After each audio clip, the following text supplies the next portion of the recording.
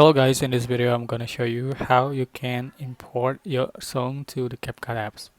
So prepare your song, your music file, and just open the CapCut apps and tap new project, or you can select your project. Okay, to add your song, to import your song to the CapCut, you are just going to click audio and then select sound. So select the folder icon and then select the from you can select from files and click import from files.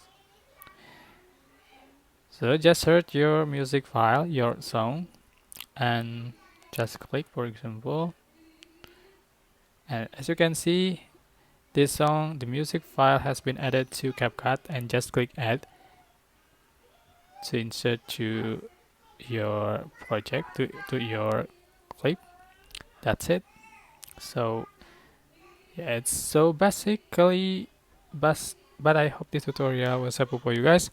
Don't forget to like, comment, share, and also subscribe to this channel if you haven't done it already. So have a nice day. Thank you so much for watching.